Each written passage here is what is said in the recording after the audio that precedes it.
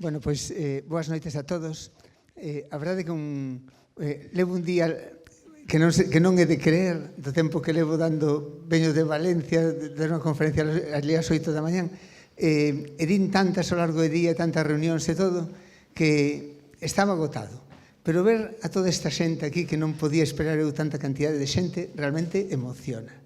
Por eso, Adrián, parabéns a ti e aos teus compañeiros por esta iniciativa que realmente parece o máis bonito que hai. Intentar achegar a ciencia a xente, que a entendan, que a aprecien. Pareceme unha cousa espectacular. E ter esta recepción de tanta xente é realmente emocionante. Créedemo que estou moi agradecido. E teño xa pilas para traballar máis durante un ano inteiro, logo de ver isto. E non sei a ver como se me revolverá hoxe a lingua tal como é o día que levo, pero vou intentar explicarvos en pouco tempo que facemos. Eu teño un grupo de xente moi grande. É certo que me dá moita tamén estar con eles, e hoxe, a pesar de vir de fora e vir aquí, tuve en tempo abondo de estar con eles, darlles unha oportunidade a xente nova para poder explotar a súa creatividade, traballar, compénsame moitísimo. Nos, todo o meu grupo, que son máis de 100 personas, traballamos co ADN, ca xenética, cos genes. E quería contarvos hoxe que facemos, para que sirve, que é. Todos traballamos con moita ilusión, pero sempre pensando en solucionar problemas da vida e problemas da xente, problemas dos cidadáns. E para contarvos a xenética, como se algunha vez fixen, para que o entendades todos para sempre moi ben todo o mundo, incluindo a xente nova que ve moita xenética, pero temos un problema co sistema educativo. Desto igual falo máis tarde. Porque danos datos, pero non nos permiten entender o básico e nin sequera entendemos o mundo que nos rodea. E o que contabas dos ingleses, contaballe outro día un premio Nobel alemán, que falaba con el, decíalle: por que os ingleses teñen moitos máis premios Nobel por habitante que vos? Os españoles a casi non temos ningún. El decíame: porque cuidan o raro. E ten razón, porque non discriminan o que é distinto, porque tratan de explotar a potencialidade que ten cada un. E aquí tratamos de uniformizar algo que vos vou contar hoxe, que a natureza o que pretende facer unha cousa completamente distinta, que é a diversidade. Mirade, entender que a vida é relativamente fácil. Sabedes todos vos que a Terra se formou fai moito tempo. Vai vir Edelstein, vai vos contar cousas do universo, pero fai 4.500 millóns de anos apareceu a Terra. E pouquiño tempo despois de que a Terra aparecera, apareceu a vida na Terra. Non se sabe ben se veu de fora. O máis probable é que se formara aquí na propia Terra. E apareceu en forma dunha molécula que é como un fío, que é isto que vedes ali á dereita, que se chama ADN. Iso é a definición de vida. Todo o que ten vida ten ADN e o que non ten vida non ten ADN. Unha pedra, un plástico, esta madeira, non teñen vida, logo non teñen ADN. Pero un árbore, unha miñoca, un can, un chícharo, un tomate, nós temos vida, unha bacteria, que son eses bichiños pequeños, teñen vida, teñen ADN. É basicamente un libro de instruccións que define calqueira forma de vida. Para que entendades o ADN ben, pensade sempre nel como un libro. Un libro que hoxe en día podémoslo ler, e que está escrito con un vocabulario que ten 4 letras que son a T, a C e a G. E nos lémoslo así. Son as iniciais de unhas sustancias químicas, pero las lemos A, T, C, T, T, T, e vai dicindo cousas. As palabras do libro son de 3 letras. E os capítulos do libro que din cousas teñen, chamámoslle xenes. Por exemplo, un carballo, non sei cantos ten, pero ten moitos miles. E vai dicindo que se lle formen as raíces, que medre, que se lle formen as follas, que lle caigan no outono, que lle volven a medrar na primavera. Ali están as instruccións do libro, todo aquilo. E o noso libro ten 3.300 millóns de letras. Ven a ser como, non sei, o edificio máis alto de Lugo, seguramente, en 23 tomos. e colle o tomo primeiro e lee ATT, ACTT, ATCGT, CTT, e vai dicindo cousas que se te formen os ollos, que se te forme o pelo, que se te forme o corazón, que se te forme a hemoglobina. Son 22.000 instruccións, pero algunhas das instruccións, algúns dos genes, poden facer máis dunha cousa. E me diredes, e onde están esas instruccións? Sabedes que estamos feitos de células, que hai que velas polo microscopio, temos billóns de células. Pois no interior de todas as células está ese libro de instruccións, ese libro que di cousas. Pero imaginade vos que eso sí que non o podedes creer, pero, bueno, podedelo creer porque digo todo o que digo é verdade. Podo non saber, pero o que non sei direi, non sei. Podedes creer que mide 1 metro físicamente o libro, o fío, físicamente, de verdade. E se pode ver, podedelo ver na casa. Non sei se toca hoxe, pero se queredes ao final, digo vos como velo na casa.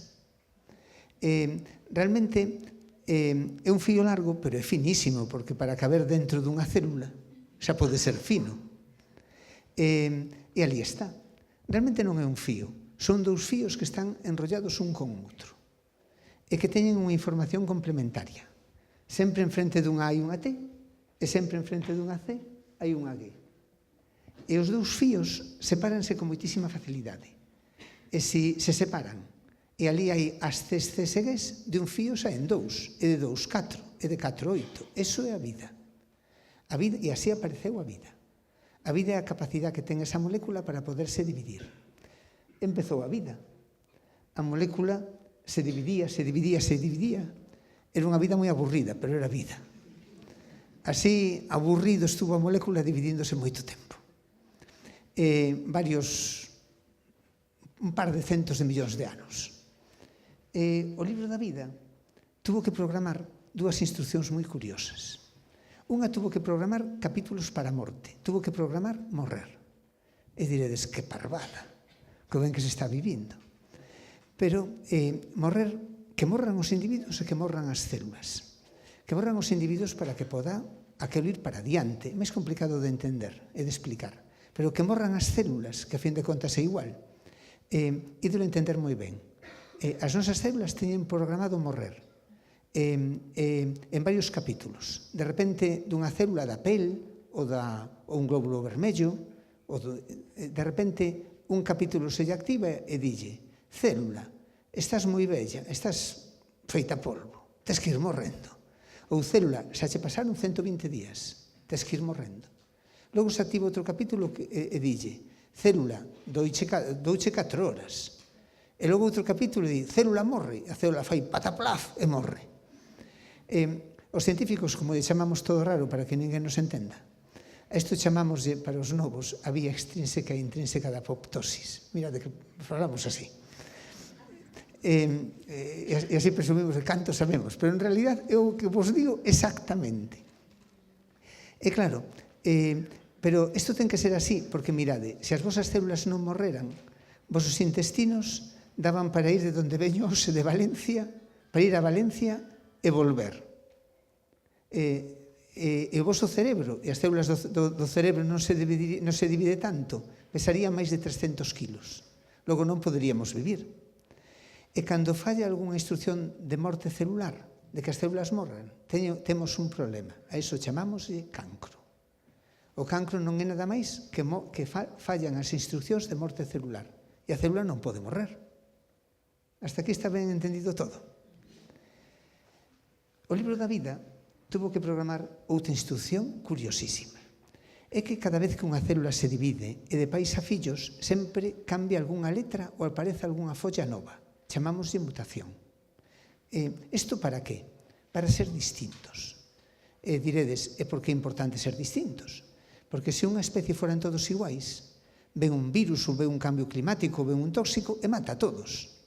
É mellor que algúns podan sobrevivir. E por iso foi programado que cada varios millóns de letras algunha cambie. Para que os nosos fillos non sean sempre a mitade do pai e a mitade da nai, pero un pouquiño novo. Isto chamamos de mutación. A mutación foi o motor da evolución. Foi o porqué a partir desa primeira molécula empezaron a aparecer toda a diversidade de vida que hai na Terra. E toda esta maravilla de mundo que nos rodea. E no último minuto da vida da Terra, se considerades eso que vos vou contando como se fora un día, porque estou falando de miles de millóns de anos, nos levamos aquí menos do último minuto. Levamos aquí apenas 160.000 anos. E aquí aparecimos. Algún mono tuvo unha mutación e apareceu un prehome. Ese tuvo algunha outra mutación e acabou chegando un home como nós. E aparecimos ali en África. Isto sabémolo ben, xa vos contarei por qué e como. Fai ese tempo que vos digo, españámonos por toda a terra. Con esta diversidade que vedes que temos, que é moito máis aparente que real. Somos moi parecidos. No noso libro somos un 99,9% idénticos. Me diredes, pero se somos moi distintos. Pois xúrovos que dúas miñocas, o que irades, dúas abellas, dúas formigas, son moito máis distintas entre elas que dous de nós entre nós. Claro, miramos moito para nós, excepto a miña filla, que mira moito para as formigas e para as abellas, non miramos nada para elas. Mirade tamén que curioso, como vos parecen os chinos? Parecidos. Dous chinos que levan máis tempo que nós, levan 50, non vedes que levan ali 60.000 anos, e nos 40.000 anos os europeos. Como levan máis tempo, tiveron máis mutacións e máis diferencias.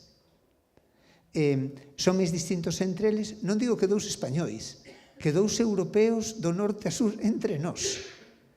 Que pasa? Que miramos moito entre nós e miramos pouco para os chinos. Este é o único tema.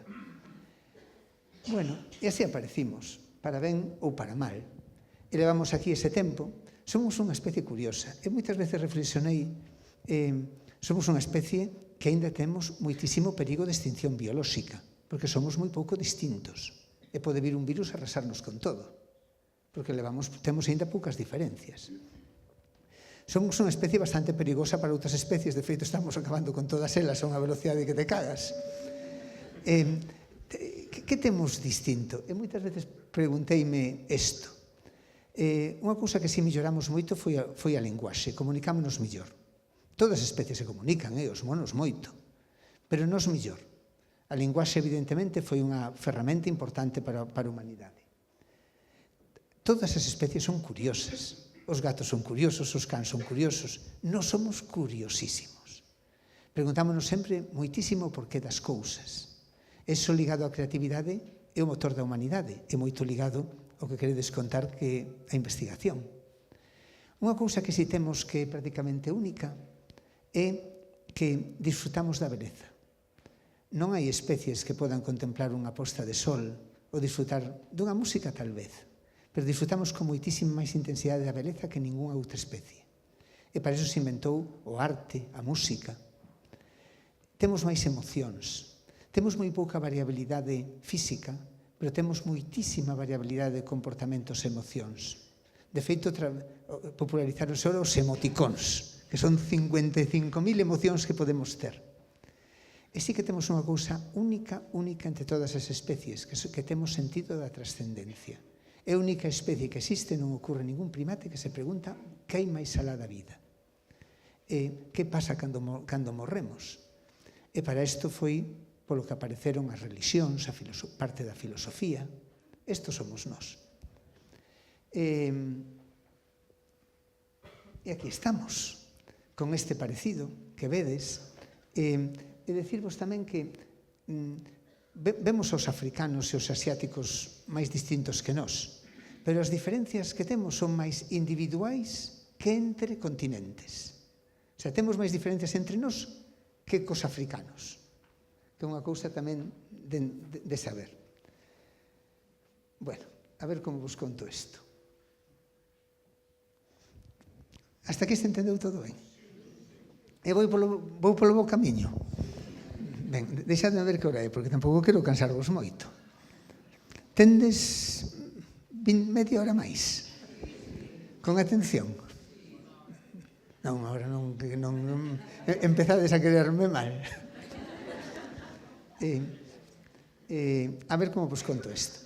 Unha das cousas nas que eu empecé a traballar, de feito foi a miña tese, foi que estudiando xenes podemos saber tamén como se moveron as poboacións e axudar a historia a entender mellor o noso pasado.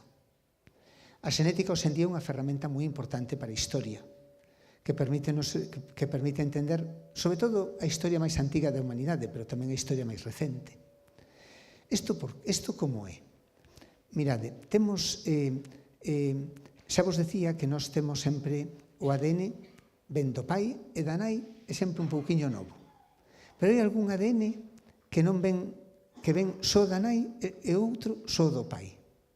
Dentro das células temos unha cousa que se chama mitocondrias, que teñen un ADN pequeniño, que ven únicamente das nais. Iso quere decir que o meu ADN da mitocondria é igual que o da miña nai, igual que o dos meus irmáns, pero miña filla Mar ten o ADN da miña muller, o ADN mitocondrial da miña muller. Isto é un ADN fácil de ver. Claro, cada 2 ou 3 xeracións hai unha mutación e cambia unha letra. Pero nada máis que unha letra.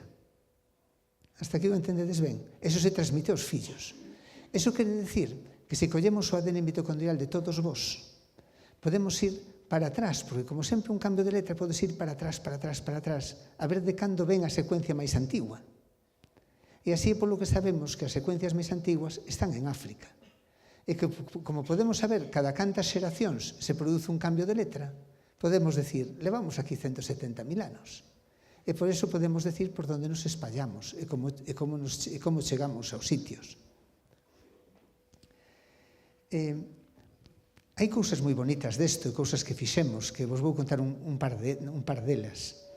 Porque unha delas foi, por exemplo, que fai 10.000 anos, os ingleses teñen moitos premios Nobel, pero son colonia nosa. Porque fai 8 ou 10.000 anos, toda Europa estaba ali conselada, Reino Unido estaba debaixo do xeo, e a xente repoblouse toda a partir do norte a partir de aquí, a partir de Galicia e do Cantábrico, que foron subindo para arriba. Isto podese ver perfectamente nos xenes. De feito, un inglés moi famoso que se chama Brian Sykes escribiu un libro que se chama O sangue das illas, que di, somos galegos. Pero tamén o máis curioso, espallámonos para o sur. A un rapaz do meu grupo, moi xenial, que se chama Toño Salas, ourensán, chamoulle atención que os tuaregs e os beduínos tiñan moitos ollos azuis e a pel de cor máis blanca. E podemos ver tamén que viñan dese refuxio glacial que había aquí cando a época dos xeos, e que foron para arriba, pero tamén foron para baixo. E a verdade é que moitos enigmas moi bonitos. Poidemos empezar a asociar os xenes ás culturas e saber cando se produciron. Unha cousa moi bonita, tamén que fixo tamén Toño, foi que o que se chama unha historia bonita foi que hai un sitio en Italia onde vive unha xente que se chaman etruscos. E non se sabía de onde viran, porque era algo que parecía que viñan da India, pero o que se chama o país de historia, Heródoto, decía que viñan da Anatolia, de Turquía, e tiña razón, non a tiñan os historiadores recentes, porque isto todo podémoslo trazar. E Toño tamén foi quen de estudiar toda a historia de África subsahariana, de como se moveron as poboacións alí. Isto é outra historia moi bonita. Resulta que antes en toda África vivía xente que, isto sabémolo por a lingua, que falaban así, chámanse coisánidos. Pero agora nada máis que quedan aquí en Sudáfrica, e sabemos que están en toda África porque quedan algúns grupiños pequeniños espallados por estas partes de África, e aquí quedan concentrados. E o que se sabe que pasou foi que fai 2000 anos apareceu aquí unha civilización, unha cultura que se chama cultura bantú. machacáronos. Pero isto podemoslo demostrar tamén polos senes. Curiosamente, por esta parte, mataron a todos, porque non hai nada coisánido. Por esta, quedaron sobre todo mulleres coisánidas, que se ve que as integraron un poquinho mellor. E tamén podemos reconstruir todas as rutas de esclavitude, de onde os colleron os esclavos. E cousas que a veces, que hasta fai pouco, non entendíamos. Un traballo que nos chamou moito a atención foi que podemos mirar cantos somos de norteafricanos. Sabedes que aquí tuvemos a dominación musulmana durante 7 séculos. Cantos somos de Mouro? Este é o tema. E onde hai máis xenes norteafricanos, máis xenes mouros? Un podía esperar Granada, menos Galicia. Pois é ao revés. Donde máis hai, en Galicia, donde menos en Granada. E dixemos, e isto? Claro, temos que falar cos historiadores para que nos boten unha man, porque a verdade é a verdade, o que dá é o que dá.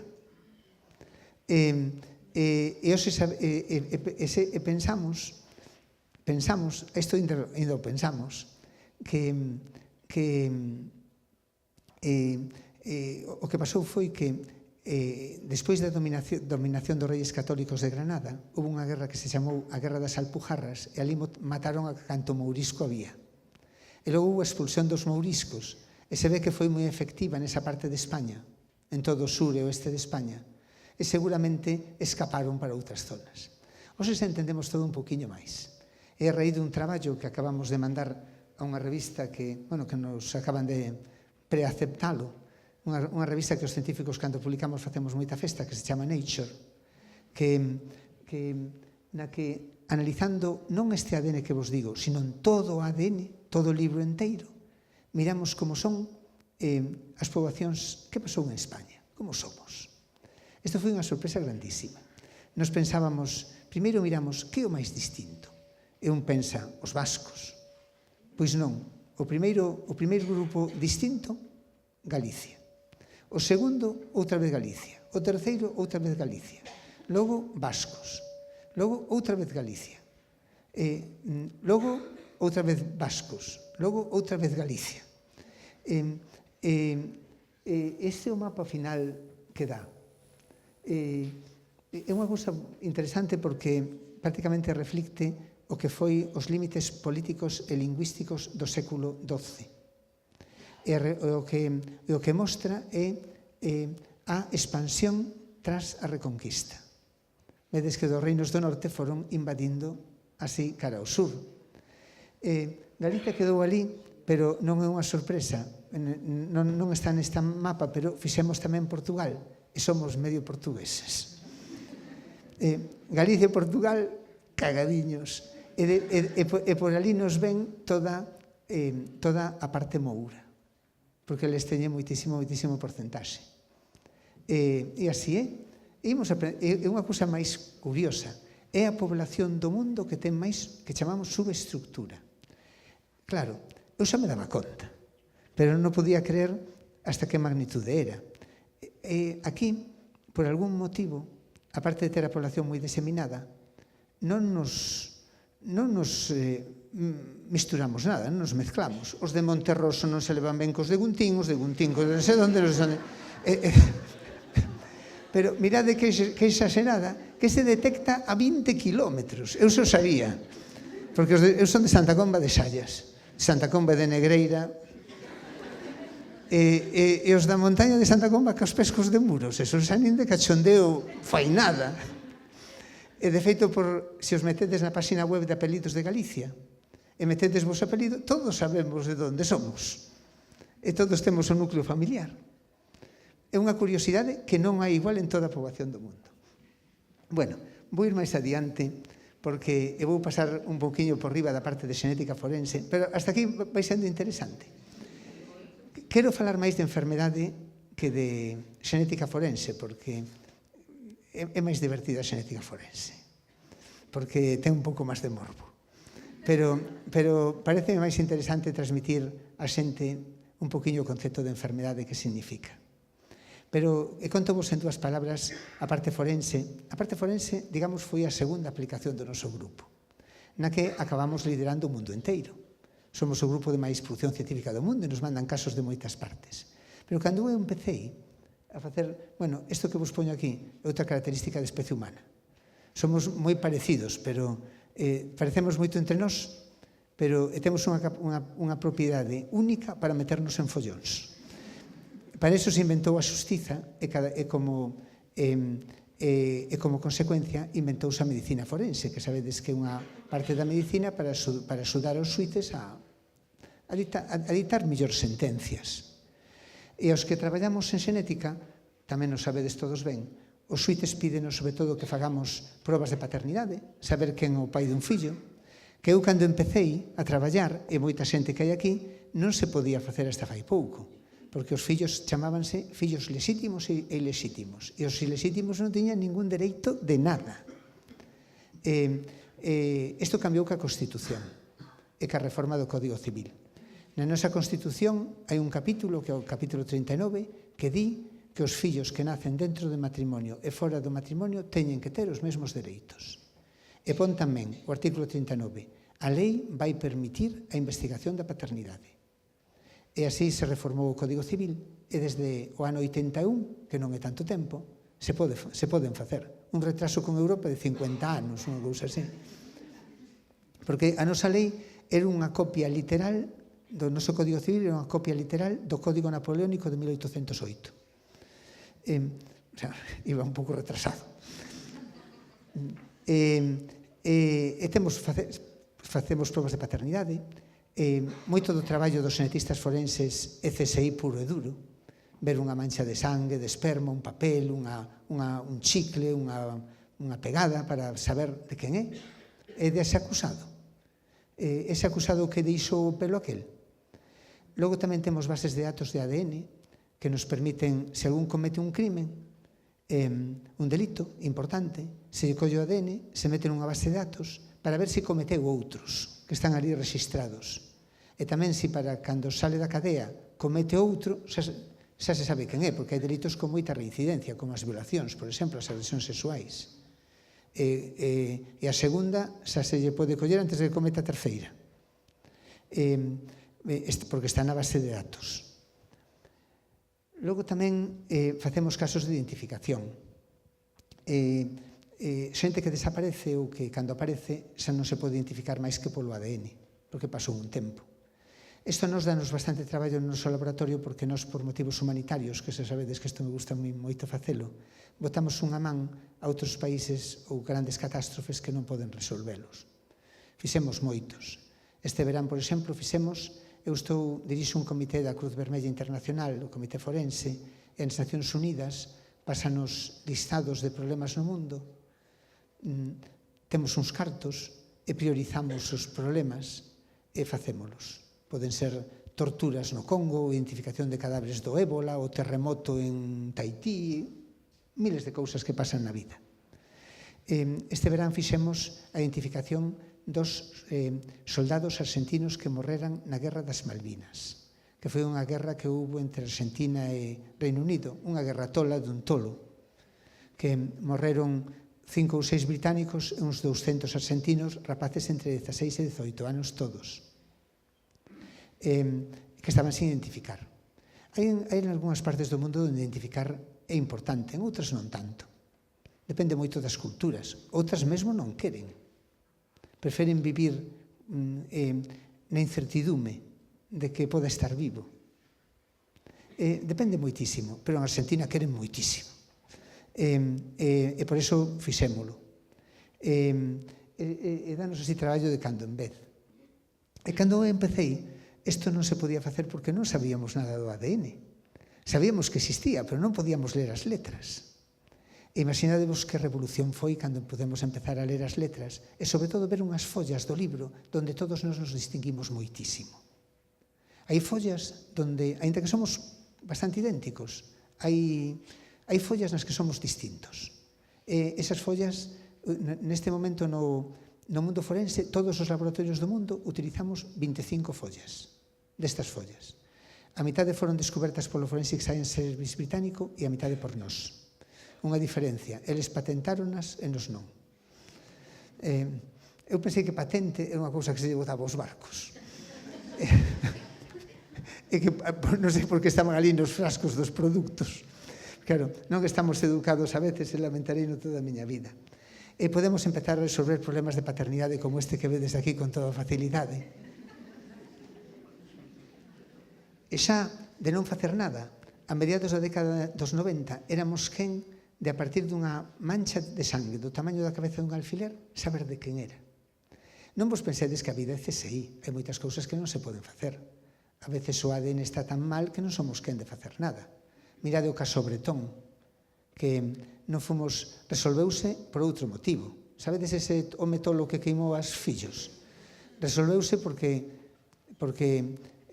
dixo que queimara, que fixera o lume, que queimara animais, e aquelas pezas dentarias que tiñan non eran de animais, eran de rapaces desa idade. Pero a den non fomos capaces de quitar nada, e mira que traballamos, porque estaba xa completamente roto, queimado, tan queimado, que non sei como foi capaz, porque tiñamos probas feitas de pezas dentarias, gustanos moitas pezas dentarias porque o ADN, debaixo do que o esmalte, ten unha... Sabedes cando tedes unha caries, empeza por un furadiño e como non vai rápido o dentista faixe un furadazo? Porque ali hai unha cousa que se chama dentina, que é moi rica en mitocondrias. Entón, a nos vennos moi ben para poder traballar. Pero naquel ADN, nada. Mira, a Tapuerca, mostras de 30.000 e 50.000 anos, saíronos todas sempre ben, pero esas nada. Por iso, a vida non é CSI. E moitas veces todo dá moito traballo. E, bueno, fixemos moitos traballos, quizá para, que quero resumir isto moito, a última novedade que fixemos é que, a partir dunha mostra biolóxica, por exemplo, o que estou eu agarrando aquí, un coitelo, analizando, hai letras nas que podemos saber de onde é. Podemos saber tamén outras cousas. A primeira, porque, por exemplo, os africanos teñen todos C nunha páxina do libro. E os europeos temos todos G, unha G. Costounos pouco traballo diferenciar grupos poblacionais. Vedes, estes son europeos, estes son africanos, pero ahora podemos distinguir tamén daneses e galegos, mozambiqueños e somalíes.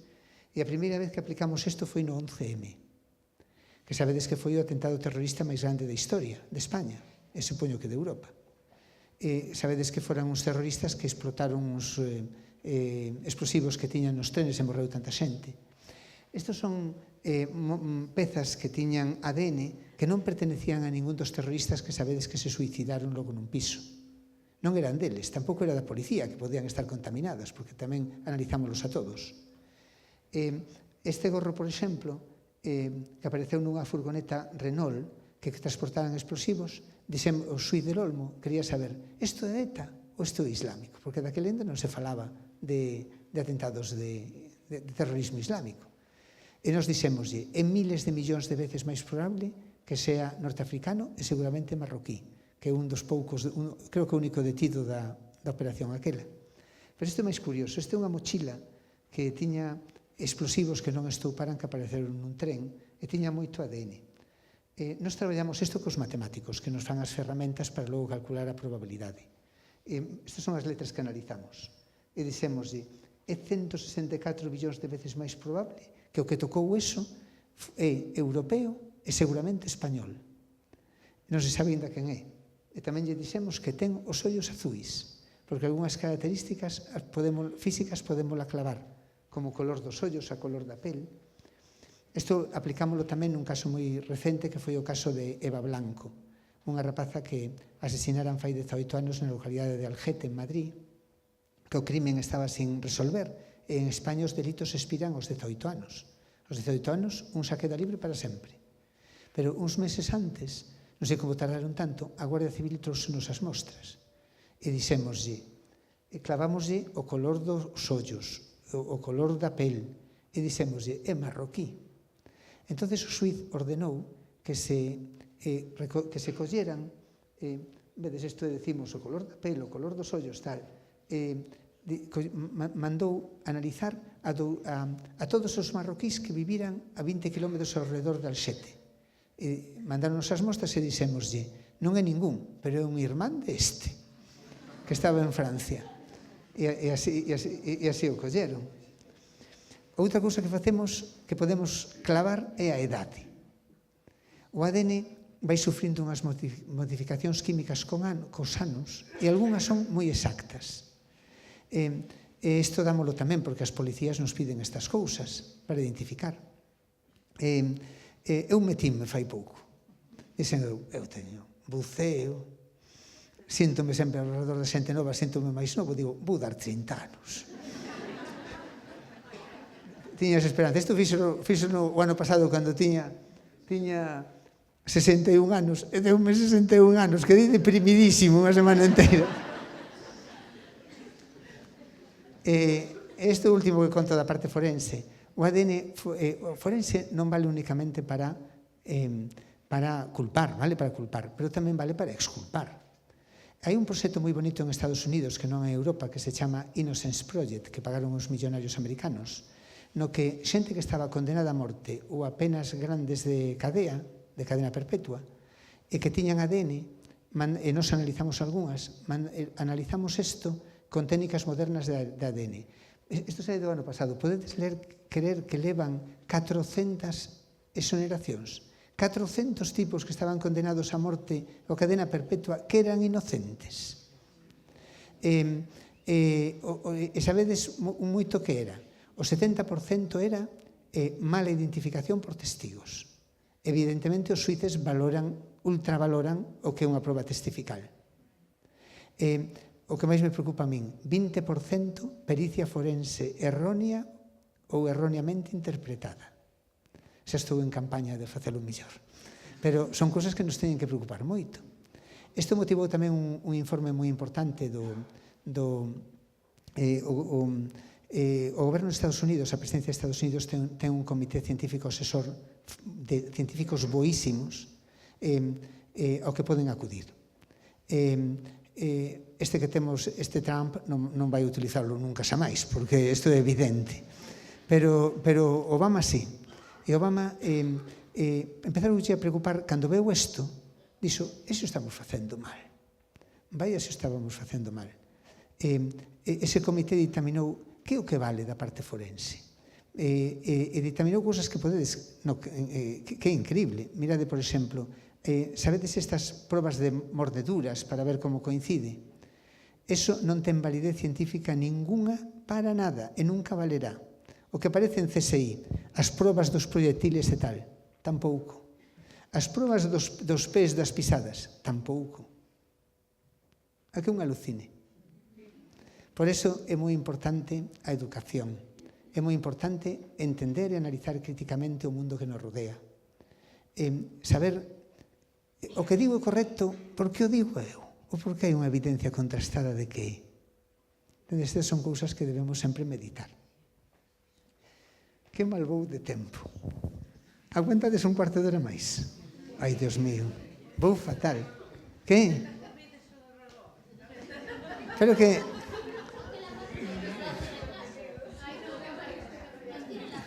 Non, pero... Dádesme pena. Moita pena. E os que están ali que nos vexo. Bueno, mirade, dúas cousas de medicina. Somos xenes, pero tamén somos ambiente. O ambiente condiciónanos moito e pode provocarnos tamén enfermedades. Somos as dúas cousas. No color dos ollos somos moitos xenes, pero no cancro somos moito ambiente. máis que xenes. Esta é unha cousa que é importante de saber. Como fai o ambiente para producir cambios no libro? Esta é unha cousa importante de saber. É como se producira puntos e comas. As frases do libro son o que di, que se te faga o sollo, que se te faga hemoglobina, que se te faga tal. Pero que fai o ambiente? Porque as instruccións están ali. Pon puntos e comas. Son modificacións químicas das cales para a xente nova a máis importante chamamos de metilación. Para os que sepan moito de bioloxía, a outra é a acetilación de histonas. Imaginadevos unha frase que di: con ese sol hai máis luz. Sabedes que as palabras son de 3 letras. Unha mutación di, con ese sal hai máis luz. Eso é unha cousa un pouco distinta. Pero imaginadevos un punto. É que di, con ese sal hai máis luz. Eso son dúas cousas que non teñen nada que ver. Entendedes? E así é como se producen as cousas. Nos dedicámonos moito a estudiar os xenes que teñen que ver cas enfermidades. Algúnas enfermedades son únicamente xenes. Non significa que se heredan. Por exemplo, o cancro é un problema dos xenes. Pero normalmente son mutacións que se producen nas células do teu corpo. Non significa que as teñas ti xa mal de primeiro. Algún sí, o que chamamos cancro hereditario. Pero normalmente non. Pero a mutación, estas mutacións novas que temos de pais a fillos, xa vos decía, que son inevitables, é azar, porque foi o motor de evolución, é parte do diseño biolóxico. Pero se cambian unha frase que nos fai falta nun fillo, ten un problema. Temos que aceptalo, porque morte e enfermedade son consustanciais á vida, e son partes do diseño, e non hai outra. Pero aparece. E nos, isto podémolo, aparte que dos xenes, podémosla ler e podémosla entender. E podemos tal vez buscarlle cura. Pero que é unha enfermedade? Levo moito tempo pensando que é unha enfermedade. Porque nunca me convenceu o que di a xente que é unha enfermedade. Ao final cheguei á conclusión de que isto non o contei nunca, creo eu, que enfermedade é un problema biolóxico. Ten que ser biolóxico, porque pode haber un problema social, pero iso é outra cousa. De feito, hai moita enfermedade social. Pero é un problema biolóxico polo cal unha persona sufre ou fai sufrir os que lle rodean. Por exemplo, unha esquizofrenia, igual o que ten un problema psiquiátrico, hai xente que non sufre, pero igual sufre moita xente que ten ao redor. Entendedes? Isto é o que é enfermedade. Tamén, en psiquiatría, chamanlle trastorno, que é un eufemismo para non estigmatizar tanto o problema, pero acaban estigmatizando igual. Pero simplemente chamalle X, é un problema. Unha cousa moi importante é que o concepto de enfermedade cambia, ou pode cambiar. Un esquizofrénico hoxendía ten un problema, pero igual nunha tribu primitiva é o chamán, alucina sin tomar nada. É o que máis vale. Ou se está nun convento do século XVI, santo, directamente.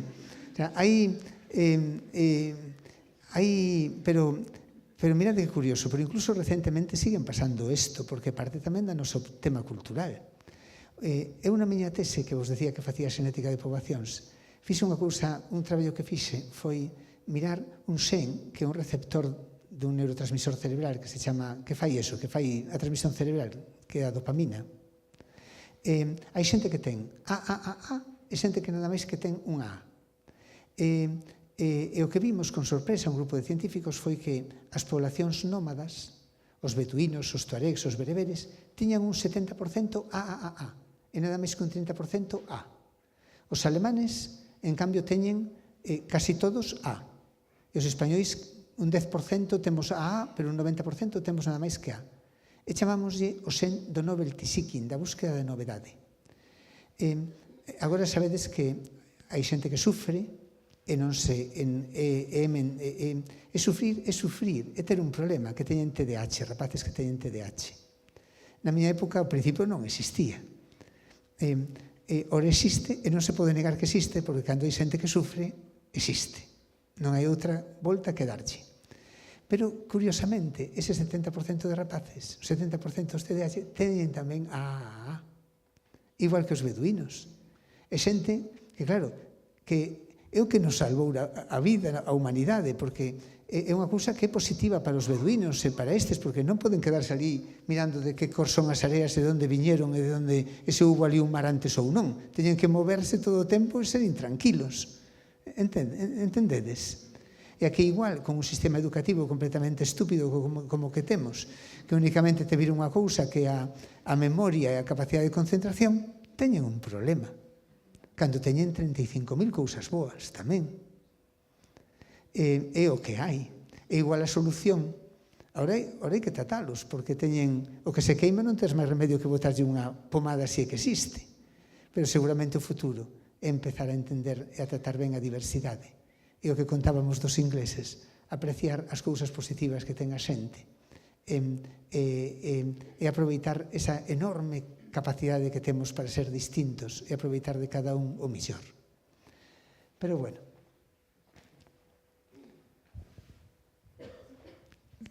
non sei se seguir moito máis, pero vou seguir 5 minutos. É que non sabedes o que me quedo. A ver.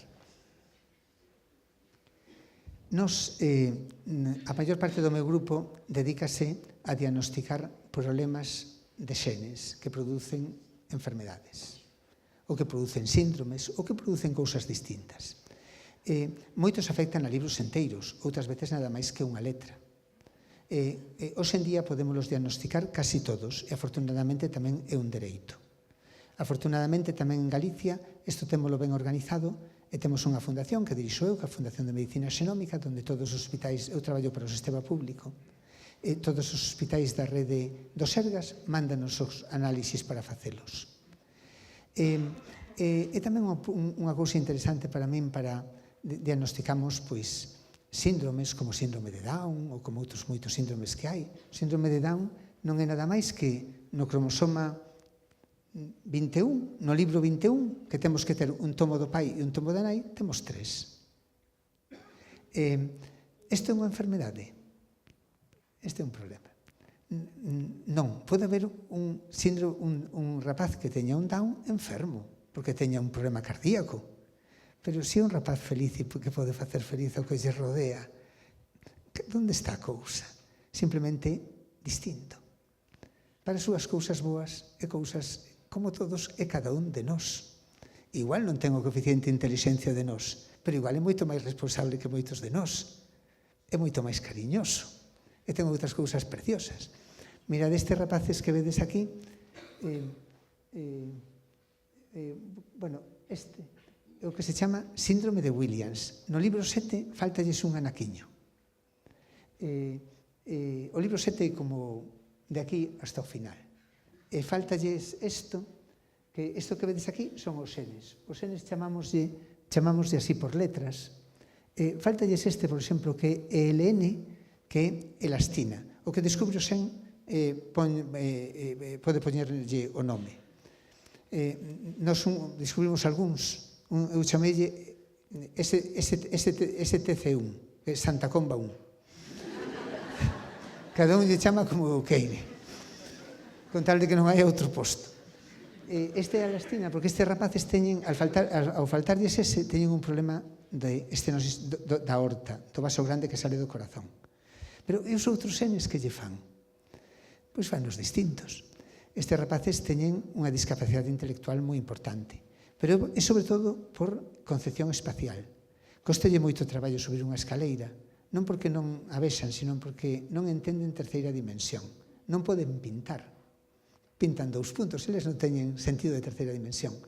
Pero teñen hiperacusia, teñen un oído finísimo, teñen unha musicalidade excelente.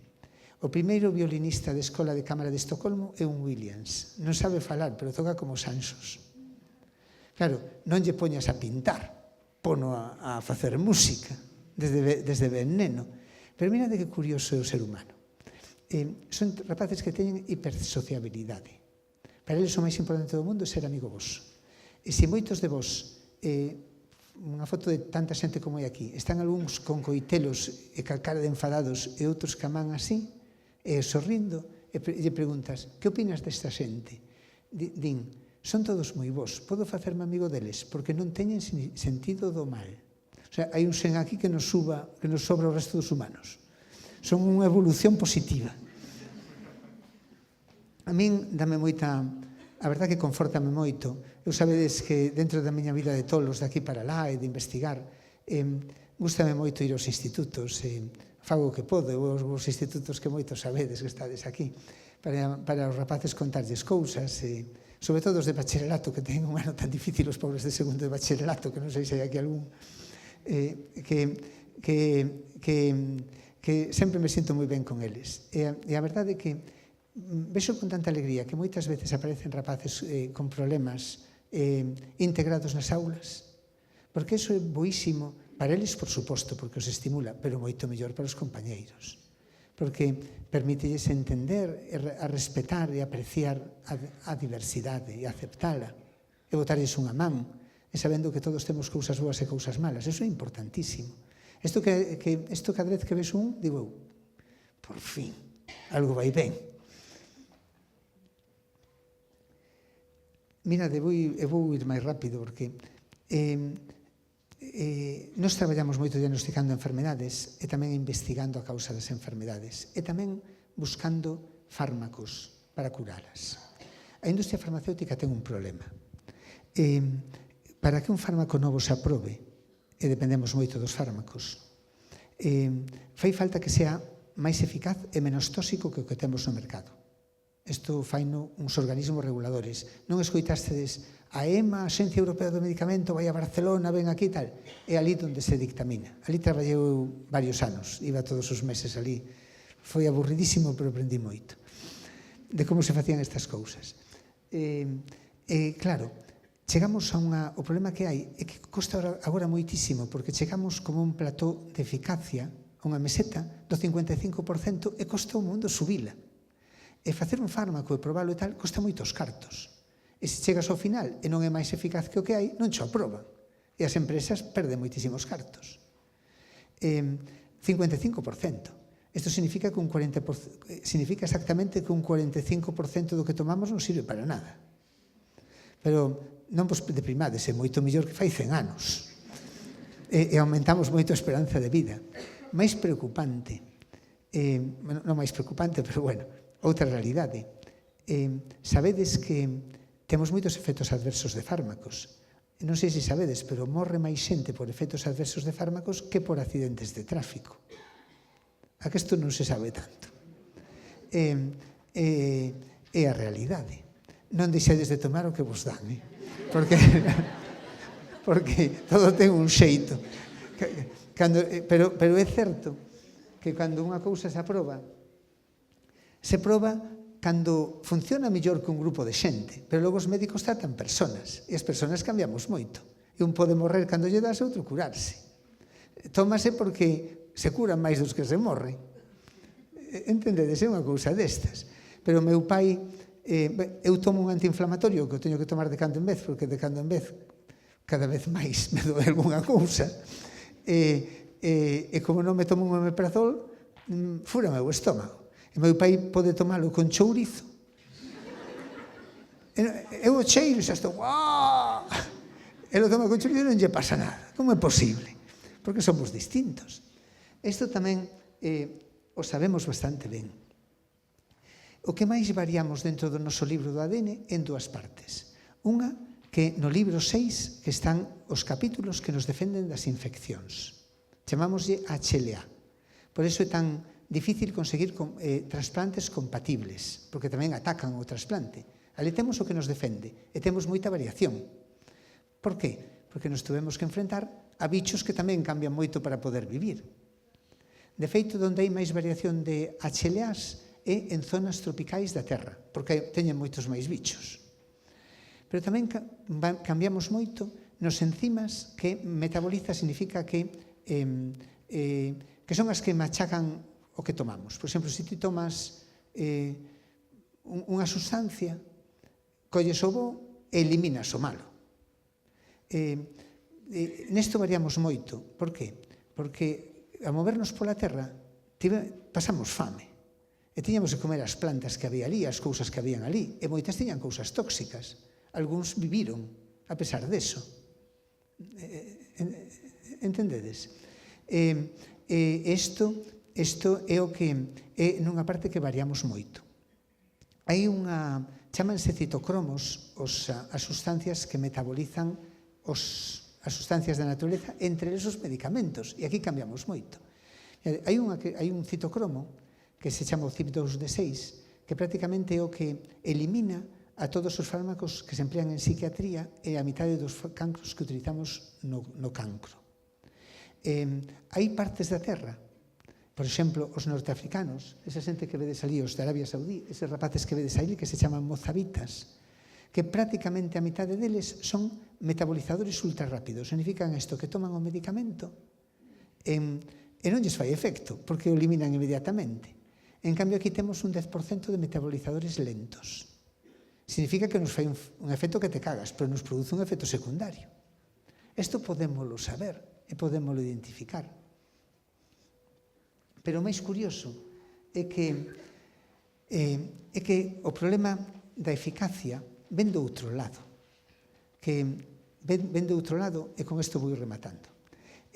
Mirade, por que non conseguimos máis eficacia? Ídelo entender millor, bueno, os médicos, hai aquí algún, vai non entender, pero todos os demais tamén, porque a maior parte dos médicos non o entenden. Pero mira, bueno, os alumnos meus novos, sí. Pero mirade, por que? Se vos pregunto eu que é a fiebre, ídelo entender genial, o que é o que se chama hoxe en día medicina personalizada. Se vos digo eu que é a fiebre, unha enfermedade ou un síntoma, que me decides? E se vos digo a hipertensión, a artrite, asma, diabetes, enfermedades. E por qué? Quen vos engañou? Desde o primeiro. A fiebre que te aumenta a temperatura. A hipertensión que te aumenta a tensión. A diabetes que te sube o azúcar no sangue. A unha artritis que te hincha unha cousa e te doe. Non é igual. Entón, pensade, por que lle chamamos síntoma? Ou por que pensamos a fiebre é un síntoma dunha infección? Sabemos algunha causa, porque unha fiebre pode producila un traumatismo, unha reacción alérxica, os psiquiatras ven hipertenias malignas malísimas, unha reacción autoinmune, moitas cousas. Se tratas todas as fiebres pensando que é unha enfermedade con un antibiótico, nada máis que curas o 20%. Entendedes? E por moito que fagas non aumentas. Terás que dividila nas súas causas para tratar cada unha.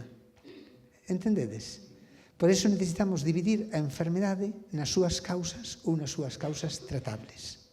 Isto é o que cambiou totalmente nos últimos anos. É o gran futuro da medicina e un cambio conceptual enorme de medicina que se chama medicina personalizada.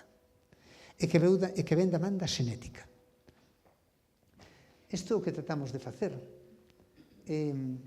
E moitas enfermedades as estamos podendo entender e dividir en causas. Mirade, o autismo é os trastornos é unha cousa moi frecuente. É 1% dos rapaces que nacen. Discapacidade intelectual, o 2% dos rapaces que nacen. É moito máis do que seguramente pensabades. Que non se vos quiten os novos as ganas de ter fillos, que vamos mal.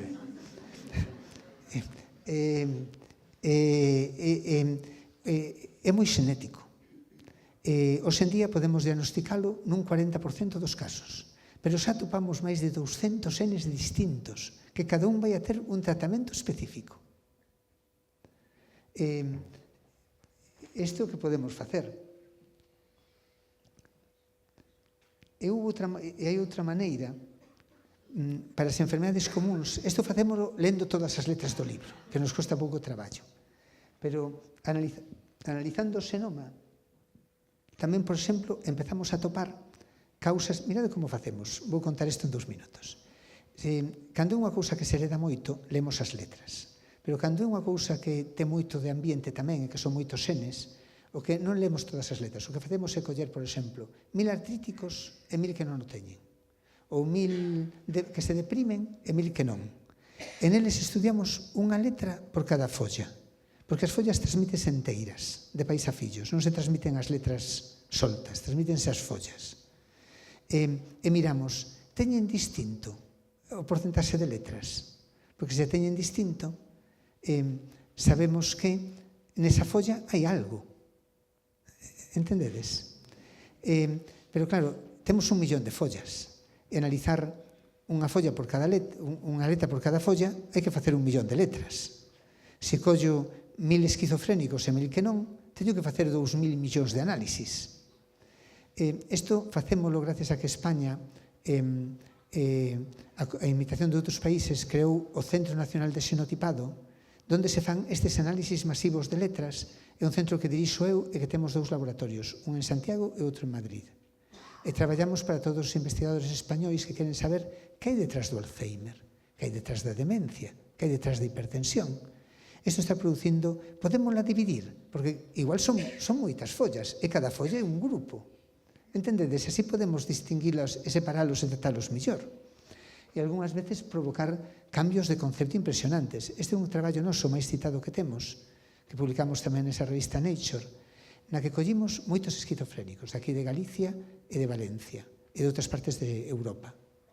E tamén moitos que non eran esquizofrénicos. Estudiamos as follas e sabedes que onde estaban as diferencias. Estaban nese HLA.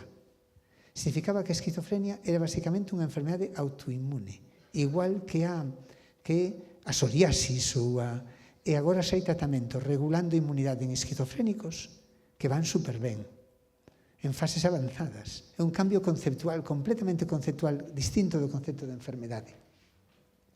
Isto ímolo facendo, e no cancro seguramente onde máis progresou, pero isto non teño tempo de contarvos. Pero decirvos que neste momento, en prácticamente un 25% dos medicamentos que tomamos, xa hai indicaciones para que ver se te van ben, se te van mal e a dosis a que te van mellor. 25% dos medicamentos. En cancro, casi todo o tratamento personalizado. Este é un cambio moi grande na medicina. Ainda temos que aprender moito a traspasar isto ben á clínica. Moito do que se pode facer ainda non se fai. E se pode facer. E de feito ven na ficha técnica do medicamento. Pero tamén temos que educar a xente, poñer as cousas para que se podan facer. E todo isto que vos conto en medicina personalizada, e remato con unha cousa, que falamos hoxe en día os médicos moitísimo, e xa entendiste deso que é medicina personalizada. Pero eu digo sempre que temos que ir de medicina personalizada a cuidado personalizado, porque hai moitas cousas, isto conto aos alumnos, porque hai moitas cousas que non entendemos. O mundo son análisis e cousas, pero tamén é moito máis. É cariño, é atención, é darlle un mimo ao paciente, estar con el, é contarlle as cousas collerlle a man. Evidentemente isto é moi importante psicolóxicamente, pero non vos pensades que non pode serlo tamén biolóxicamente. Este é un experimento que sempre me gustou moito, tamén en Nature, que publicou nun grupo que o que fixo foi un experimento, colleron ratiñas e fillas clones, o sea, son xenéticamente idénticos, o ADN é igual. E algunhas se lle separaron das nais se lle separan cando nacen e outras se deixan cas nais. As que se deixan cas nais viven máis, teñen menos obesidade, menos cancro, e se saben as partes do ADN que teñen esas modificacións químicas que vos decía que era a metilación. Eu por iso, cando un do meu grupo, algún médico, trata con cariño un paciente, lle colle a man, digo que ben lle fai, e que ben o estará metilando. E deixo vos co meu grupo, do que realmente estou moi orgulloso, xente nova, que teñen algúns, a maior parte son biólogos, logo hai médicos, farmacéuticos, químicos, físicos, matemáticos, bioinformáticos. A ciencia hoxe en día é moi multidisciplinaria. Traballamos en moitas áreas, particularmente cancro, enfermedades psiquiátricas, outras máis, e traballamos con dificultades, como a investigación, que é moi competitiva. Hai poucos recursos e competimos moitos científicos con eles, pero polo menos teñen reglas claras de competitividade. Pero é certo que costa moito traballo, moito esforzo. Pero realmente, isto tamén para os novos, é importante pensar que lle gusta a un e tratar de... O ideal é vivir do que lle gusta a un, porque entonces o traballo non é traballo. Eu podo dicir, canto traballas? Digo eu non sinto que traballe. Eu paso moi ben con todo o que fago. Traballar é traballar non cousa que non che gusta. E por iso, desta xente en que pasamos dificultades, é certo que traballamos como ilusión. Sí que nos gustaría que houbera máis mecenado, que os ricos estuveran máis sensibles, sabendo que a investigación é o que move a humanidade, o que move o progreso, o que produce, o que pode permitirnos vivir con máis saúde. Non é importante vivir máis. Hai moita xente que estudia inmortalidade e cousas parvadas desas cando estamos diseñados para morrer. O importante e chegar a vellos vivindo ben. Isto é o que é bonito, sin sufrir. O contrario pode ser moi malo. Mira, de Santa Comba, onde son eu, a xente moi boa. Pero cando se poñen a ser malos, unha vez quedei alucinado cando lle escoitei berrar unha vella a outra. E que nunca saúde teñas e nunca podas morrer.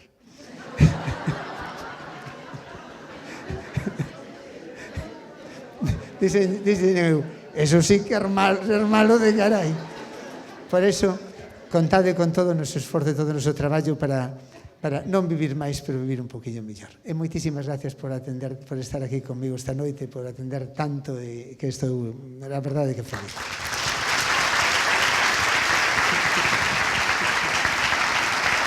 Esta é a miña filla veterinaria. Es que non lo veo.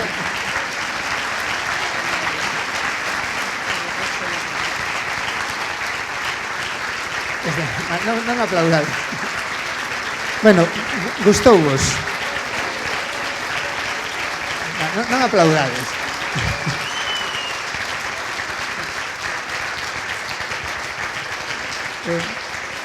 A miña filla veterinaria di que fai veterinaria para tratarnos os da familia. Bueno, gracias a todos por atender. Non sei se hai preguntas, pero como se poñan a preguntar non saímos de aquí hasta noite. Pero se queredes comigo sempre podedes falar. E o que teña algún problema de algo ou algo que eu poda botar unha man, sempre feliz de tomar un café co que queira.